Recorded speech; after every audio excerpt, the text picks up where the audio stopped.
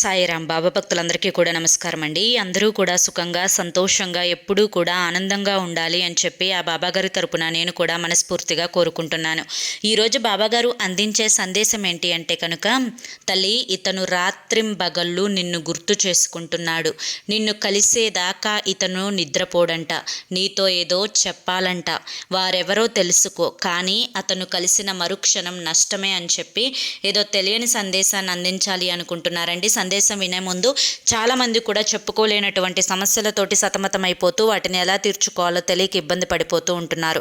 అటువంటి వారి కోసం శ్రీ షిరిడి సాయిబాబా ఆశీస్సులతో జ్యోతిష్యం చెప్పబడును గురూజీ శివరామరాజు గారు. Phone number 9959422552. మీరు ఇప్పటి వరకు ఎన్నో చోట్ల జ్యోతిష్యం చెప్పించుకొని మీరు ఆశించిన మార్పులు మీ జీవితాల్లో జరగలేదని చెప్పి బాధపడి ఉంటారు. కానీ ఇక్కడ అస్సలు అలా జరగదండి. మీ సమస్యలు ఏవైతే ఉన్నాయో, ప్రేమ, పెళ్లి, ఉద్యోగం, రాజకీయం, సంతానం లేక ఇబ్బంది పడుతున్న, భార్యాభర్తల మధ్య గొడవలున్నా, అప్పుల సమస్యలున్నా, శత్రువుల సమస్యలున్నా, అవేంటో గురువు గారికి వివరించి చెప్పినట్లయితే వాటికి తగిన పూజలు చేసి గురువుగారు మీకు రోజులలోనే పరిష్కారాన్ని చూపిస్తారు. గురువుగారు చెప్పింది చెప్పినట్లుగా 100కు 1000% జరుగుతుంది. నమ్మకంతో స్క్రీన్ మీద కనిపిస్తున్న నెంబర్కి కాంటాక్ట్ అవ్వండి. భార్యాభర్తల మధ్య వశీకరణ, స్త్రీ మరియు పురుషుల మధ్య వశీకరణ 100% జరపబడును. ఎటువంటి సంతాన సమస్యలకైనా కానీ గురువుగారి దగ్గర చక్కటి పరిష్కారం దొరుకుతుంది. మాకున్నటువంటి ఎన్నో రకాలైన సమస్యలను గురువుగారు రోజులలోనే పరిష్కరించారండి. ఎన్నో కష్టాలు, ఎన్నో సమస్యలు ఎదుర్కొంటున్న మీ జీవితంలో అవి దూరం చేసుకోవడం కోసం ఎన్నో ప్రయత్నాలు చేసి ఉంటారు కదా. చివరి ప్రయత్నం అనుకోనైనా కానీ స్క్రీన్ మీద కనిపిస్తున్న నెంబర్కి కాంటాక్ట్ అవ్వండి. మీకు గురువుగారు ఆ యొక్క పూజలు చేసిన తర్వాత రోజులలోనే పరిష్కారం అనేది దొరికి మీ జీవితంలోకి ఆనందం అనేది ఎప్పుడూ కూడా తోడుగా ఉంటుంది. ఇక ఆలస్యం చేయకుండా బాబాగారి యొక్క సందేశం ఏంటో మనం తెలుసుకుందాం. తల్లి, ఇతను మరుక్షణం కూడా నీ గురించే ఆలోచిస్తూ ఉన్నాడు. కానీ ఇతని ఆలోచనలో స్వార్థం ఉందా లేదా నీ మేలు కోరే తనముందా అన్న విషయం గురించి మనం ఆలోచిస్తే, ఇతని ఆలోచన పూర్తిగా స్వార్థపూరితమైనటువంటి ఆలోచన. మరి నిన్ను కలవాలి అని చెప్పి పదే పదే పరితపించిపోతున్నాడు.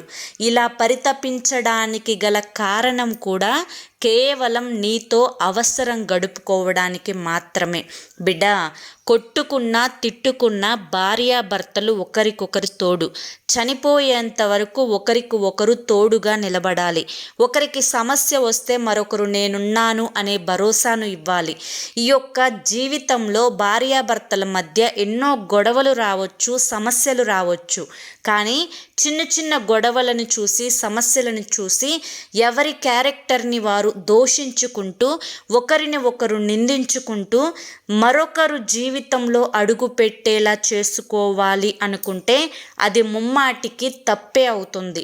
కానీ ఇక్కడ అతను నీ జీవితంలోకి అడుగు పెట్టాలి అని చెప్పి చూస్తున్నాడు.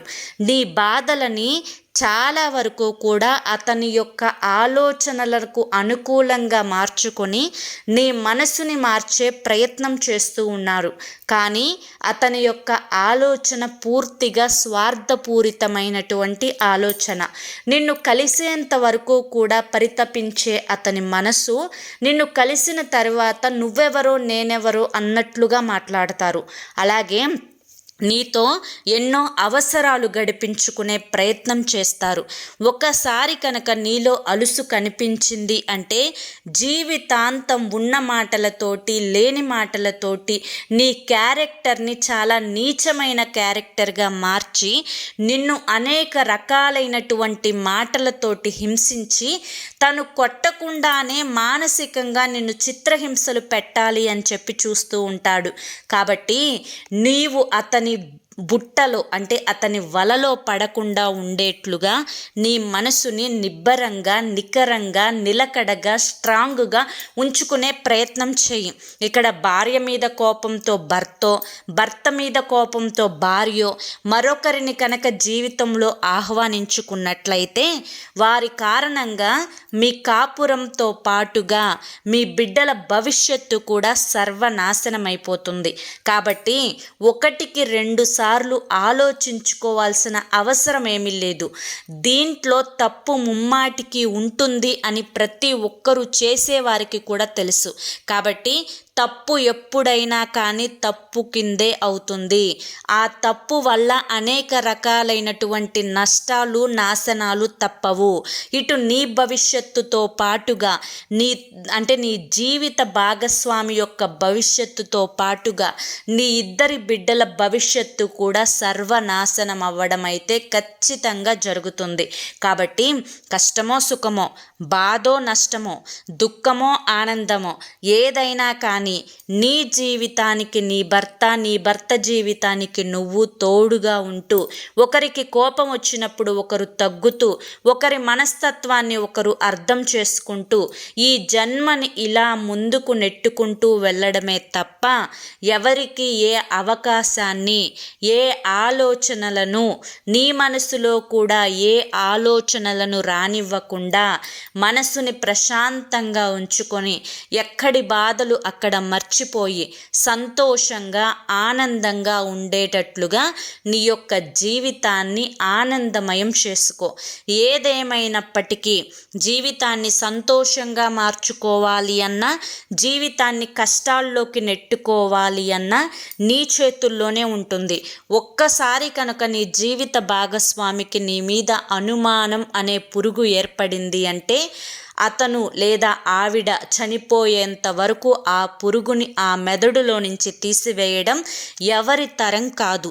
గతంలో ఉన్నటువంటి ప్రేమను నీ మీద చూపించడం ఈ జన్మలో జరగదు. అంతవరకు తెచ్చుకోకుండా ఇప్పటికైనా నిజాలు, వాస్తవాలు, అసలైన మనుషులు ఎవరు నావారు అనేది తెలుసుకొని దానికి తగ్గట్లుగా అడుగు ముందుకు వేసే ప్రయత్నం చేయి. ఇదే జీవితం తల్లి. నీకు కంటికి కనిపించేవన్నీ నిజాలు కావు. మాట్లాడే వాళ్ళు ఏవైతే మాటలు ఉన్నాయో అవన్నీ వాస్తవాలు కాదు. కాస్తంత ఈ ప్రపంచంలో ఏం జరుగుతూ ఉందో దాన్ని గ్రహించి అడుగు ముందుకు వెయ్యి. ఇక్కడ ఎవరు భార్యాభర్తలు విడిపోరు. ఎవరు జీవితాలను వారు నాశనం చేసుకోరు. వారు భార్యా బిడ్డలతోటి చాలా ఆనందంగా ఉంటారు. ఇటు నీ జీవితంలోకి వచ్చి నిన్ను నాశనం చేసి వెళ్ళిపోతారు. కాబట్టి అటువంటి చీడ పురుగులకు నీ జీవితంలో స్థానాన్ని ఇవ్వద్దు. నీకు నేను చెప్పిందంతా కూడా అర్థమైంది అనుకుంటున్నాను. మరి ఈరోజు బాబాగారు చెప్పాలి అనుకున్నటువంటి సందేశం మీ అందరికీ కూడా నచ్చింది, అర్థమైంది అని చెప్పి అనుకుంటున్నాను. బాబాగారు ఏం చెప్పాలి అనుకుంటున్నారో మీకు ఒక క్లారిటీ వచ్చింది అని కూడా అనుకుంటున్నాను. మరి ఈ వీడియో మీ అందరికీ నచ్చింది అనిపిస్తే ఈ వీడియోకి ఒక లైక్ ఇవ్వండి. అలాగే కింద కామెంట్ సెక్షన్లో ఓం సాయిరామ్ అని చెప్పి టైప్ చేయండి. మరి కొంతమంది బాబా భక్తులకు వీడియోని షేర్ చేయండి. మొదటిసారి మన సాయి పిలుపు ఛానల్లోకి వచ్చినట్లయితే మన ఛానల్ని సబ్స్క్రైబ్ చేసుకొని సపోర్ట్ చేయండి. మరి రేపు మరొక మంచి వీడియోతోటి మళ్ళీ కలుసుకుందాం. అంతవరకు కూడా బాబాగారి యొక్క ఆశీస్సులు మీ మీద, మీ కుటుంబ సభ్యుల మీద ఎల్లకాలం ఉండాలి అని చెప్పి మనస్ఫూర్తిగా కోరుకుంటూ సర్వేజన సుఖినో భవంతు. అలాగే ఎటువంటి సమస్యలతోటి బాధపడుతున్నా కానీ మీరు చివరి ప్రయత్నం అనుకోనైనా కానీ స్క్రీన్ మీద కనిపిస్తున్నటువంటి గురువు గారి నెంబర్కి అయితే ఖచ్చితంగా కాంటాక్ట్ అవ్వండి. ధన్యవాదములండి. జై సాయిరామ్.